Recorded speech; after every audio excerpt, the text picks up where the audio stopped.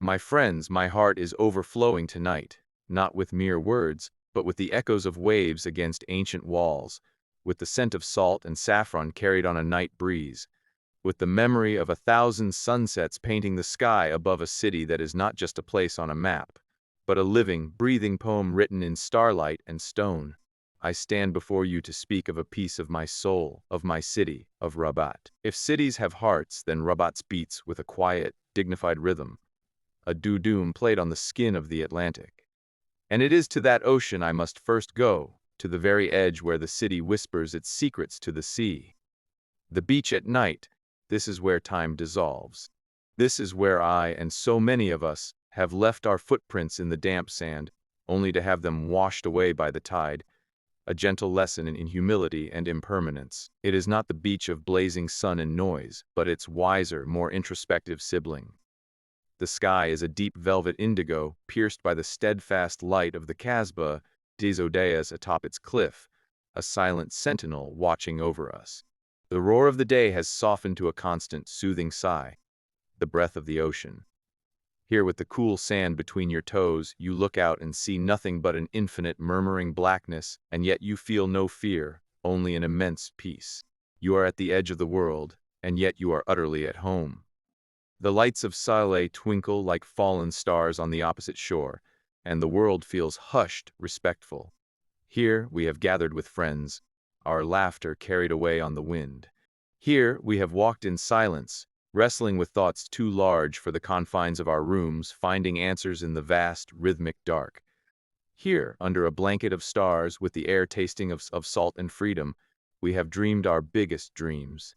These are not just moments, they are baptisms in moonlight, and from that liquid, boundless serenity, the city pulls you inward, upward, into its ancient, beating core, the old Medina. If the beach is the city's soul laid bare, the Medina is its intricate, labyrinthine heart. As night falls, the Medina undergoes a magic trick.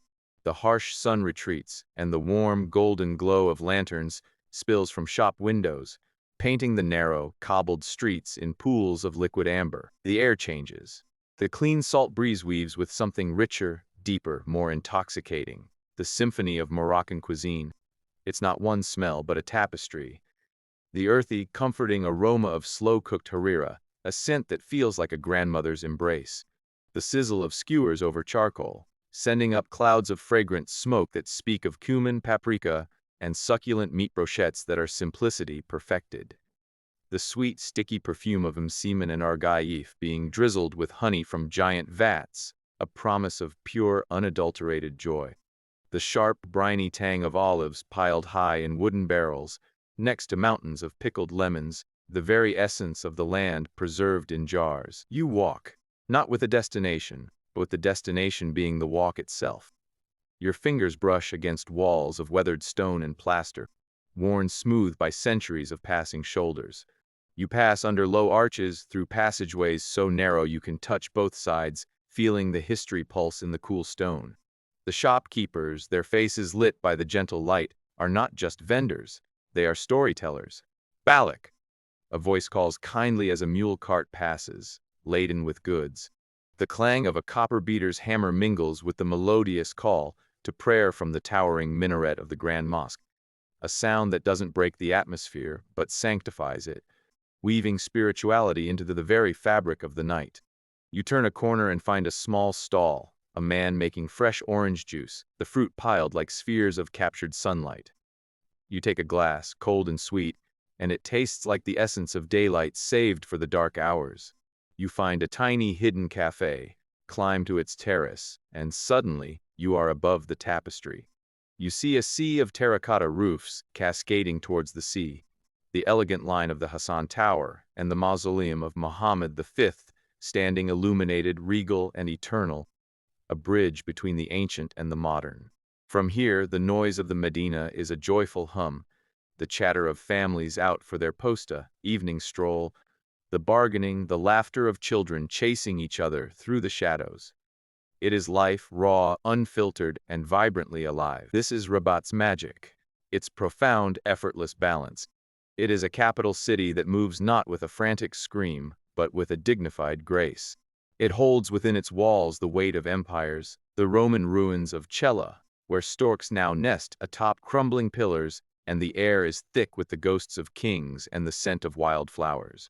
It holds the solemn beauty of the royal necropolis, a masterpiece of modern Moroccan artistry.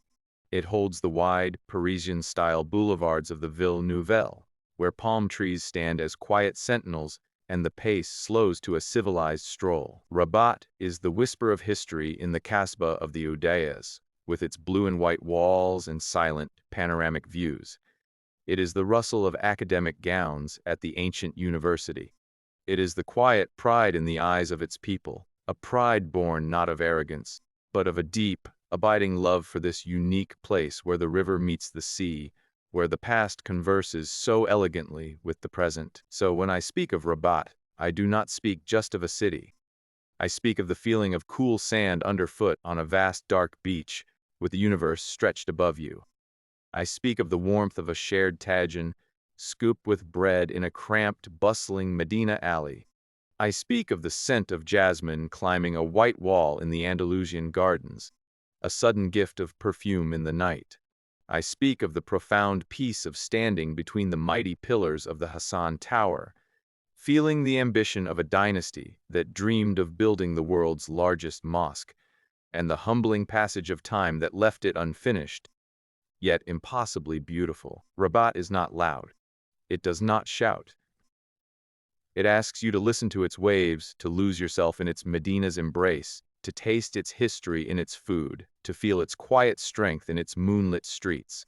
It is a sanctuary of beautiful moments. It is where I learned that beauty is often found in the blend of sea and stone, of ancient and contemporary, of sacred silence and joyful noise. This city, my city, is a masterclass in layered living. It gifted me and gifts all who wander with open hearts, nights where the soul can expand to match the horizon, and streets where every corner holds a story waiting to be tasted, touched, and remembered forever. For that, my love for it is as deep as the Atlantic at its feet, and as enduring as the stones of its old wise walls. Thank you, Rabat, for the beautiful moments. You are not just where I am from. You are a part of who I am. Thank you for watching.